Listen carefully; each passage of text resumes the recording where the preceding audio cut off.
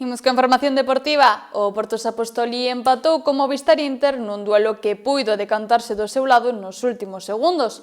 Os noieses cortan unha xeira de 3 xornadas sen puntuar. A 10ª xornada da primeira división de fútbol sala deixou sensacións encontradas para o Noia Porto Apostoli. Recibiu a visita do Movistar Inter e firmaron táboas polo que os brancos rachan unha xeira de 3 encontros sen puntuar, aínda que remataron cun sabor agridoce, xa que nos últimos compases do duelo puideron adiantarse para deixar os 3 puntos no Agustí Mourís.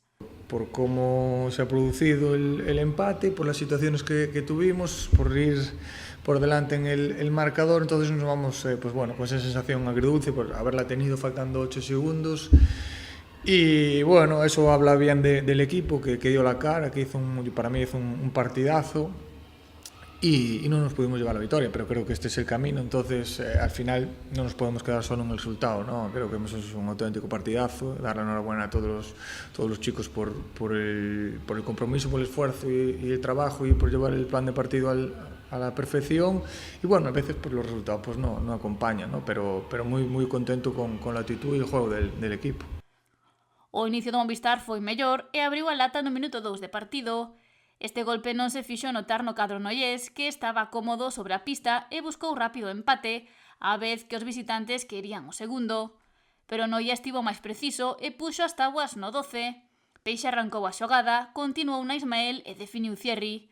Houbo ocasións, pero chegouse ao descanso co 1-1.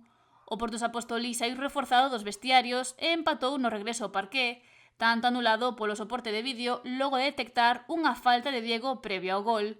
Pero no 27 os locais deronlle a volta ao marcador co 2-1, obra de Montero, que aplicou a lei do ex. O Noia era superior e tivo ocasións para ampliar diferenzas que non se chegaron a concretar, e a lei do ex repetiuse, pero nesta vez contra os locais. No 36, e cun disparo axustado, Pirata colocou as táboas. O Movistar quería máis e optou polo porteiro xogador, e Rubí tivo unha oportunidade que non puido concretar para facer o 3-2 a falta de segundos para o final do encontro, polo que 2-2 mandaba no electrónico ao finalizar o tempo de xogo.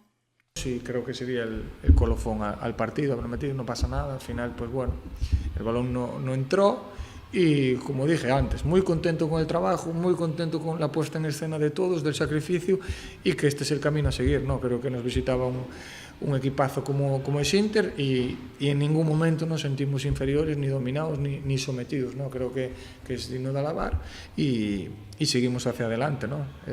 Muy contento, como digo, muy contento, queríamos los 3 puntos, nos sentimos jodidos por no conseguir los 3 puntos y repito, eso habla bien del equipo, del esfuerzo que hizo hoy. Xa que foron a pola vitoria ante un histórico. Agora os noieses só pensan nos seus seguintes duelos, xa que esta é unha semana con 2 citas. Bueno, viene la Copa del Rey, que no es un objetivo prioritario del club, pero que es un equipo de inferior categoría y tenemos que ir a ganar a Tafalla. Y después sí que tenemos un partido importantísimo, un rival directo como es Santa Coloma, que estamos ahí a 3 puntos, si no me equivoco.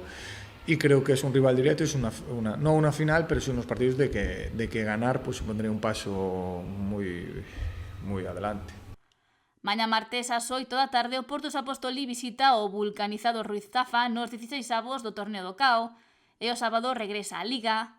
O Noia, 12º, xogará ante o Industria Santa Coloma, equipo co que están empatados a puntos e que ocupa o 13º lugar na clasificación.